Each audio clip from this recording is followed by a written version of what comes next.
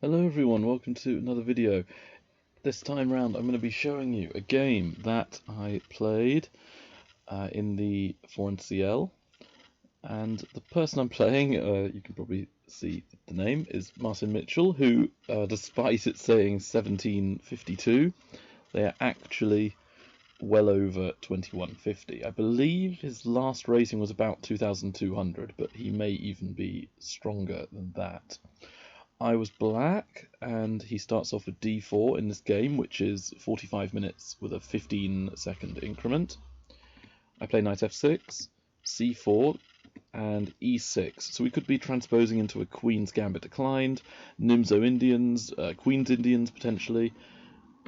So after knight c3, bishop b4 is a mainline move. I play d5 though, going into the queen's gambit. Knight f3, bishop e7. It's not my favourite move in the last couple of years, but I sometimes do this just to be very, very solid. Bishop f4, which is a slight deviation from the main line of bishop g5. However, there's a few independent variations which can be extremely effective, attacking my c7 pawn. I castle, and then e3. So the bishop has been released from its prison on c1. It's managed to get outside of the pawn chain, f2, e3, d4. So it's a more active participant in the middle game battle. And my plan is usually to play c5 at some point as black. And this is the point I choose to play it. I could have waited a little longer, but I thought now might be a time that I could get him out of his opening book. He took, which is the correct move. And I chose queen a5, which again it's an alternative. You don't have to play this move. However, I am pressuring a little, and the c5 pawn is pretty much doomed, even though it's still on the board. a3 with a small tactic where if I take on c5 with the bishop, there is the idea of pawn b4 with a fork. I take on c4 so that I would, if they play b4, I can take en passant. c4 takes b3. Bishop takes c4, queen takes c5, now I'm on the bishop, and white defends it, developing more pieces. a6, this move looks like a waste of time, but the idea for black is to play pawn b5, giving the b7 square to the bishop. e4 gaining space, b5 as advertised. Bishop a2, very useful move. The bishop looks like it's stuck in the corner, not actually doing anything, but because it's such a great long-range piece, it can stay on a2 for a long time, pointing at my king, but also it can go to b1, diverting onto the h7 square, where it'll be eyeing that, going for checkmates. I continue with the fianchetto. e5, going for my knight, gaining more space, and I'm aiming for the trade of pieces. He takes, I take, and I was expecting castles here, where I thought that perhaps I was fine. Or bishop takes bishop first, then castling. But no, rook c1 was played. I had to spend quite a while on this, because I suddenly realised that if I move my queen, like a7 for example, then he can trade bishops, and my pawn will be isolated on d5, with white having extra space, better development, and just generally having a strategic and a tactical dynamic advantage over the board. And this is where I choose a somewhat radical setup. Apparently it's actually not that much worse than playing queen b6. I chose to sacrifice my queen, and the idea behind this is that I've given up my queen for 9 points, for a rook and a bishop, 8 points, and I have the bishop pair, and white doesn't. So that's like an extra half a point. So it's only about 8.5 versus 9. I might be half a pawn down, and if I can quickly develop the rest of my pieces, then who knows, maybe black will even be a touch better here. Castles.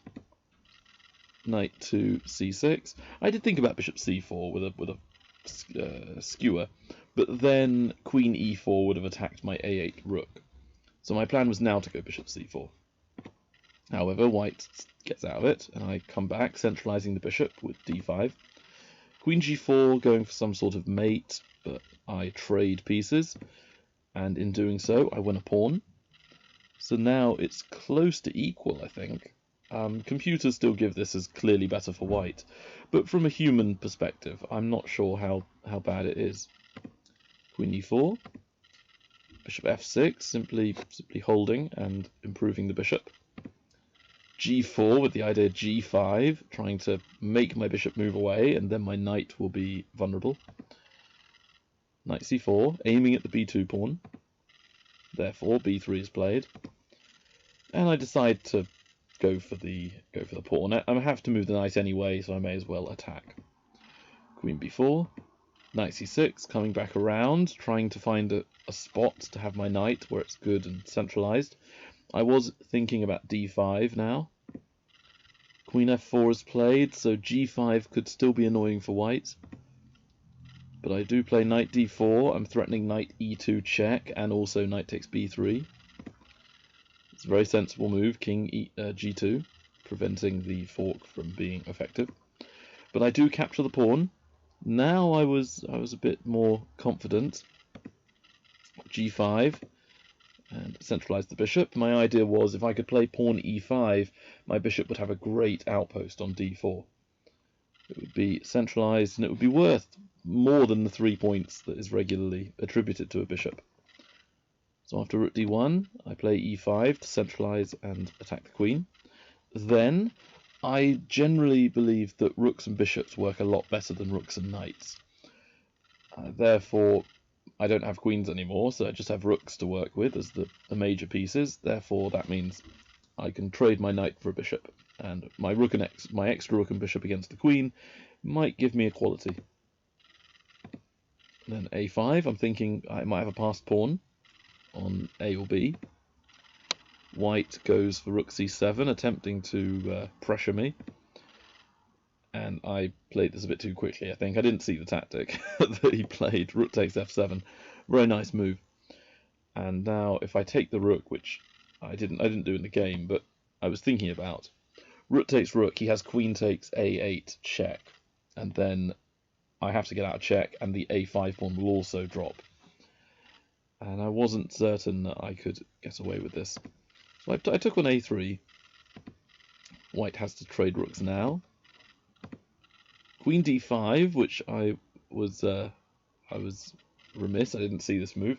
I thought he had to play queen takes a3, and then I could take on f2 with check. And I may even be ahead there. I run. f4, very, very good move. I can't take with my pawn because the bishop will get captured. I don't think I have quite enough to be fighting off a queen with just a rook. Maybe, but I don't need to do this. There's no reason to risk everything now. And if I take with my rook, then queen d8 will lead to checkmates. So a2 to deflect away the queen. Queen takes. Now I take the pawn. My bishop is no longer on a more sort of centralized area. But I was going for a few traps. I was thinking that if queen takes a5, I might have pawn f3 check and attempting to promote the pawn. So king f3, very, very good move. Blockading the pawn. I don't have a way through. I protect a5. White continues with h4. Their plan is to somehow get their pawns to either g6 or h6. It caused me a lot of issues. And I decide to destroy White's counterattack with h4 and g5 pawns now being paralyzed. Queen e6. I just come back. I don't see a way to win, to be honest. Even though on material I'm actually ahead, it's very, very difficult to maneuver my rook and my bishop in any meaningful way. My bishop's perfect. It's on the long diagonal, preventing any checks. And my rook kind of needs to stay on the 8th rank to prevent any checks. And also, if my rook or my bishop go too far from my king and my rook, they could easily get put into a fork where I'll lose. So really, I'm actually aiming for the draw. And I realise that my bishop can always just go back to g7 if ever it's attacked. So I can maneuver the bishop all over the place. Queen c5, so that means I could have played bishop g7, but I did want to hold on to that a5 pawn a little longer. Possibly that was a mistake, because it allows white to have the long diagonal for the queen.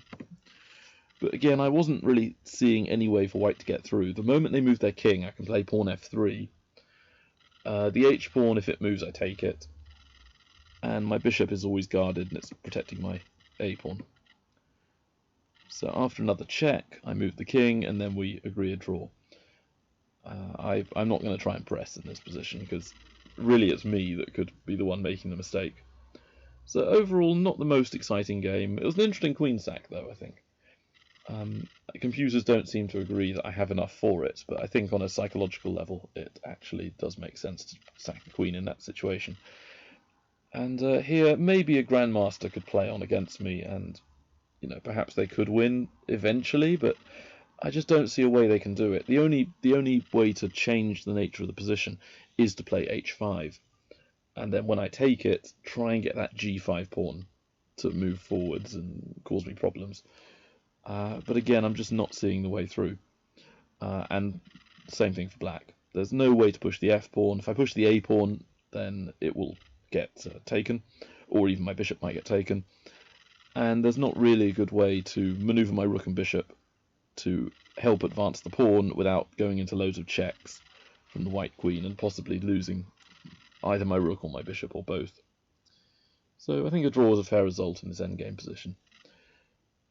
And that will do it for this video, but I'll be uploading a few more in the next day or two. So I'll see you then. Bye.